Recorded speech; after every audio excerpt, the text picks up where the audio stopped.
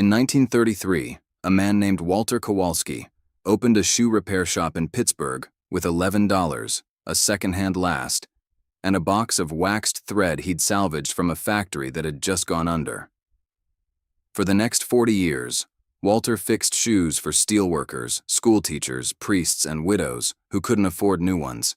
He never advertised. He never needed to. By the time he retired, he had repaired over 90,000 pairs of shoes, and every single customer came back. Walter died in 1979, and with him went a body of knowledge so precise, so hard-won, and so deeply practical that today most Americans have never encountered even a fraction of it. We throw away shoes Walter would have called brand new. We spend hundreds of dollars on footwear that a Depression-era cobbler could have kept going for 30 years.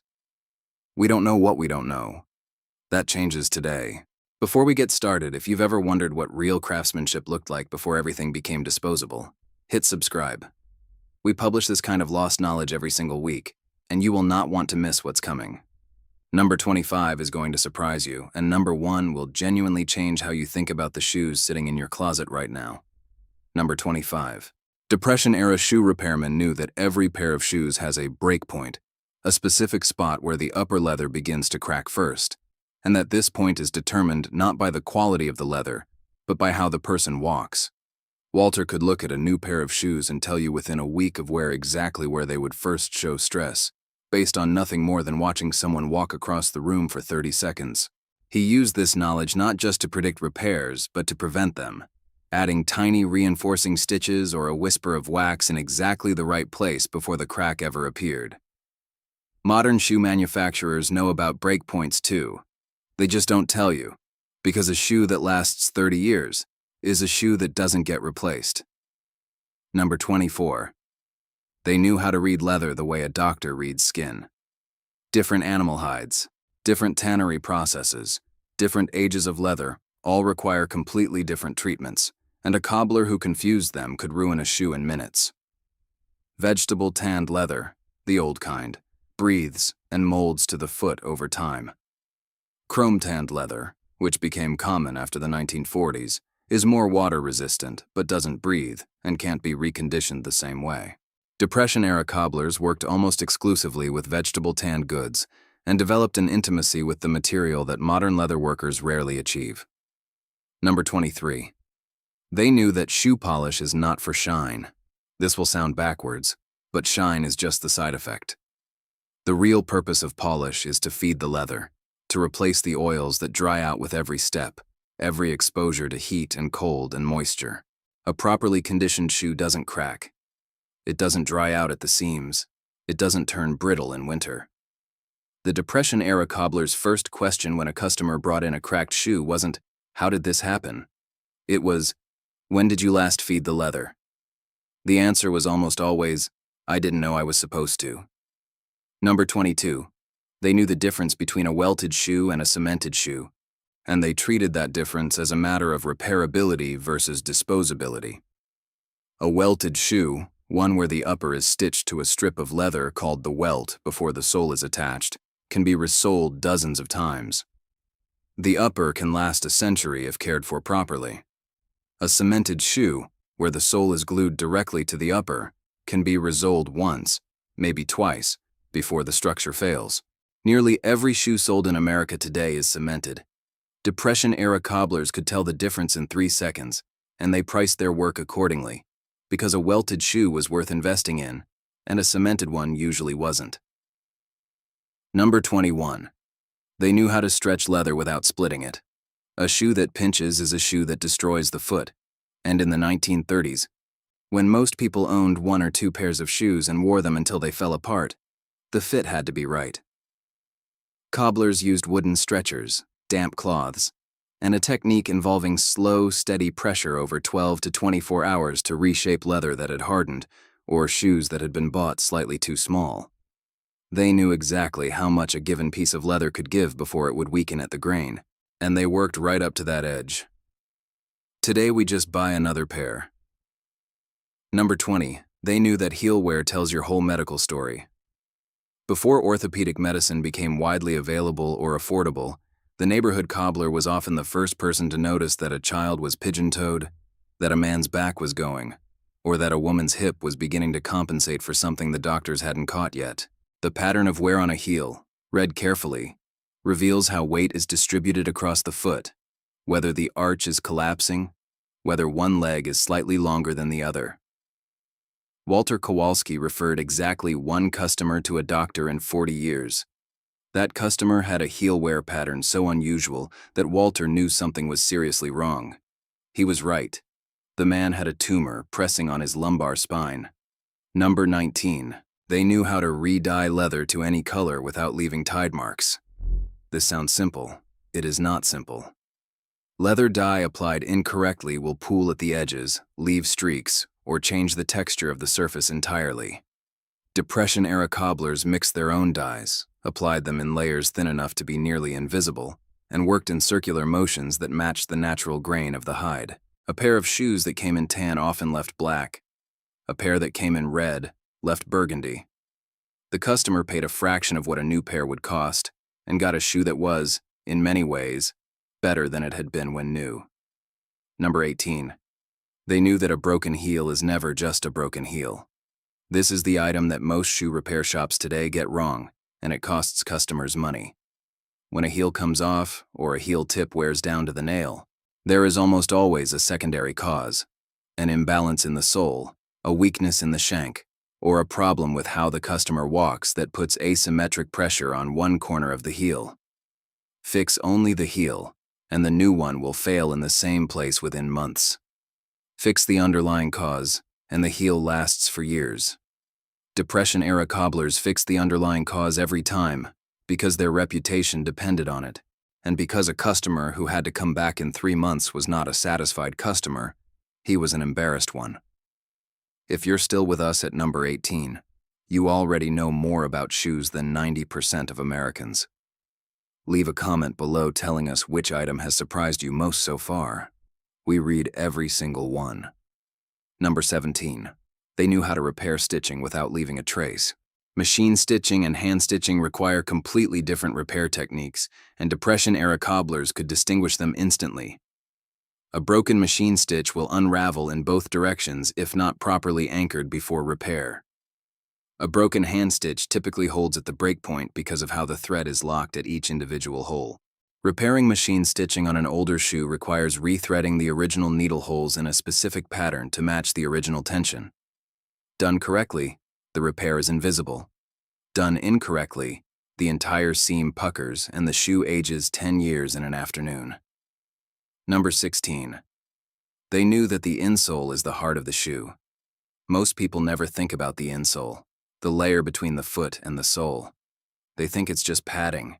It is not. The insole is what the entire upper is lasted to, the surface around which the shoe's three-dimensional shape is formed. A collapsed insole means a collapsed shoe. Depression-era cobblers replaced insoles as a matter of course, cutting new ones from firm leather and gluing and stitching them in place with the same care they'd give to any visible surface. A new insole in an old shoe is like a new foundation under an old house. The shoe that comes out of the shop walks completely differently from the one that came in. Number 15. They knew the seasonal calendar of leather care. Shoes need different treatment in winter than in summer, different treatment in a wet climate than in a dry one.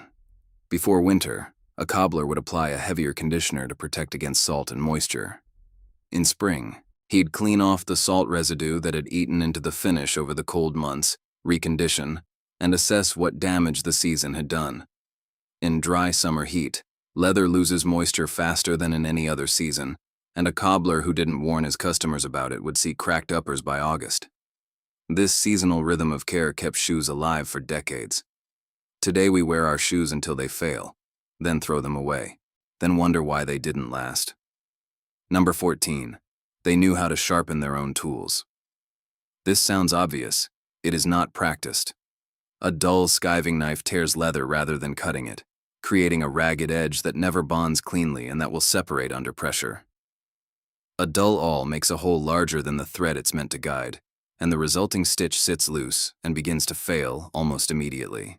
Depression-era cobblers sharpened their knives before every significant job, honed their awls on a leather strop after every dozen holes, and kept their edge tools in a condition that would make a chef envious. The care given to the tools was inseparable from the care given to the work. Number 13. They knew that glue is a last resort, not a first solution. Hide glue, rubber cement, contact cement, these all have their place. But Depression-era cobblers reached for thread first, always. Stitching is stronger than gluing for any area that experiences repeated flexion, which is basically every part of a shoe. Glue is appropriate for flat bonds that don't flex, like attaching a new sole heel to a midsole. Glue applied where stitching should be used will fail, usually in less than a year. A generation of fast fashion shoe repair shops has built its entire business model on gluing things that should be stitched, which means customers return in 6 months instead of 6 years. If you've ever had a shoe repair not take, this is almost certainly why. Subscribe if you haven't already. Every week we go this deep on a different piece of lost American knowledge, and next week's video covers something that the generation before ours did with their hands that most of us have genuinely never seen done. Number 12. They knew how to read the lining. The fabric or leather lining inside a shoe is a diagnostic tool. Sweat stains indicate where the foot is bearing weight. Wear patterns in the lining directly over the toe box show whether the customer walks on their toes or their heels. Breakdown in the lining at the heel indicates that the foot is slipping, which means either the shoe is too large or the insole has lost enough height that the fit has changed. Depression-era cobblers replaced linings, something almost no shop does today, because a degraded lining causes blisters, odor, and accelerated wear to the upper. A new lining brought a pair of shoes back to near-new comfort at a fraction of replacement cost. Number 11. They knew how to handle the lasting margin. The lasting margin is the portion of the upper leather that wraps under the insole and is tacked or glued in place during manufacturing. Over time, this margin can dry out, crack, and release, causing the upper to separate from the sole, even when the sole itself looks fine. Depression-era cobblers would carefully peel back the sole just enough to reach the lasting margin, recondition, and re-adhere it, then reseal the sole. The operation cost almost nothing and could add years to the life of a shoe. It's a repair that requires patience and steady hands and a willingness to work on something the customer will never see. It is almost never done today. Number 10. They knew that shoe trees are not optional. A shoe tree, a wooden or metal form inserted into the shoe when it's not being worn, is the single most effective tool for extending the life of leather footwear. It holds the shape of the shoe against the natural tendency of leather to collapse and crease after it's been wet with sweat or rain. It allows the leather to dry slowly and evenly, which prevents the cracking that happens when leather dries too fast or unevenly. Depression-era cobblers sold shoe trees alongside their repair work, and they would refuse to warranty a repair on a shoe that the customer confirmed they didn't use trees in. Not out of stubbornness. Out of practicality. A shoe without a tree will undo a good repair in months. Number 9. They knew how to identify the original tannery of a piece of leather by feel, smell, and behavior when cut. This level of material knowledge sounds almost mystical, but it was entirely practical. Different tanneries had different signatures. Some produced leather that took dye evenly. Others produced leather that needed a primer coat first. Some produced leather that could be wetted and reshaped. Others would shrink or stiffen permanently if exposed to water. Knowing where a piece of leather came from told the cobbler how to treat it, what products to use on it, and what its limits were. This knowledge was accumulated over years of daily work with the material and was almost never written down. It passed from master to apprentice, and now it has mostly passed out of existence. Number 8. They knew that the shank is the skeleton of the shoe. The shank is a stiff piece of metal or wood that runs between the heel and the ball of the foot inside the sole. It's what gives a shoe its rigidity underfoot and prevents the arch from collapsing under body weight. A broken or missing shank makes a shoe feel dead, flat, and exhausting to walk in. Depression-era cobblers replaced shanks as part of resoling, always, because a new sole on a shoe with a broken shank is a waste of materials and labor. The shoe will feel wrong, regardless of how good the new sole is. Today, most shoe repair shops don't replace shanks at all because the customer can't see the shank, and most customers don't know it exists. Number 7. They knew how to talk to a customer about their shoes without making them feel judged. This is a softer skill, but it was essential to the business. A cobbler who told a customer bluntly that they'd ruined a pair of shoes through neglect lost that customer forever. A cobbler who could explain the same thing as a matter of simple education, who could make the customer feel like they were being led into a professional secret rather than being scolded for ignorance, kept that customer for life. Walter Kowalski was famous in his neighborhood for this. People came in embarrassed about the state of their shoes and left feeling proud of what they'd learned. That's a kind of emotional intelligence that's not taught in any trade school. Comment below if you've ever actually taken shoes to a cobbler. We're curious how many of you still have one in your town. In a lot of American cities, they're disappearing faster than the knowledge they carry. Number 6. They knew that water is both the enemy and the tool. Water damages leather when it soaks in too fast or dries too fast. But controlled moisture is how a cobbler reshaped a stiff upper, dampened a lasting margin before pulling it, softened a welt before stitching through it, or worked a piece of leather into a curve it wouldn't take when dry. The Depression-era cobbler's relationship with water was one of precise control, knowing exactly how wet was wet enough and how dry was dry enough, and moving between those states with deliberate care. Too much moisture, and the leather stretches past its limit. Too little, and it tears. The right amount, and it does exactly what you need. Number 5. They knew how to source materials creatively when supply chains failed. During the Depression, and again during wartime rationing, cobblers couldn't always get the leather, thread, or adhesives they needed through normal channels. They learned to cannibalize damaged shoes for their usable parts, to cut soles from automobile tire rubber, to use harness leather and saddle leather repurposed from farms that had sold their horses.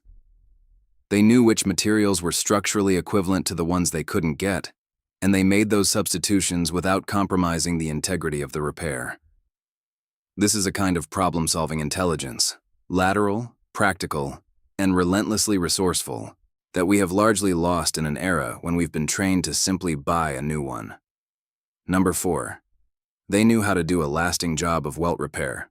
The welt, the narrow strip of leather stitched between the upper and the sole, is under constant stress. Every flex of the foot tugs at it from 2 directions simultaneously. A damaged welt that is simply glued back rather than properly resewn will fail again quickly, usually in the exact same spot. Depression-era cobblers resewed welts with a curved needle and waxed linen thread, using a saddle stitch technique that locks every individual stitch so that if one breaks, the others hold. This is the same stitch that bookbinders use, the same one surgeons once used in field medicine. It is slower than machine stitching. It is stronger than anything a machine can do. Number 3. They knew when not to fix a shoe. This sounds counterintuitive for people whose livelihood depended on fixing shoes, but the most respected cobblers in any town had a reputation for honesty about hopeless cases. A shoe that had been so neglected that the upper had cracked at the grain, not just the surface but through the fiber of the leather itself, was a shoe that could not be reliably repaired. You could make it look better. You could not make it structurally sound again. Telling a customer this and explaining why built more trust than any successful repair could. It said, "This man is not trying to take my money. He's telling me the truth." And that customer brought every future pair to that same shop. Number 2. They knew that price and value are not the same thing. In the 1930s, a pair of good welted shoes might cost a working man a week's wages. That same man expected those shoes to last 10 years, 15, 20 if he cared for them. He factored repair costs into his calculation of value, and he was right to do so. A shoe that costs $100 and lasts 2 years costs $50 a year. A shoe that costs $300 and lasts 30 years with regular repair costs $10 a year. Depression-era cobblers understood this math intuitively, and they used it to explain why their work was worth paying for.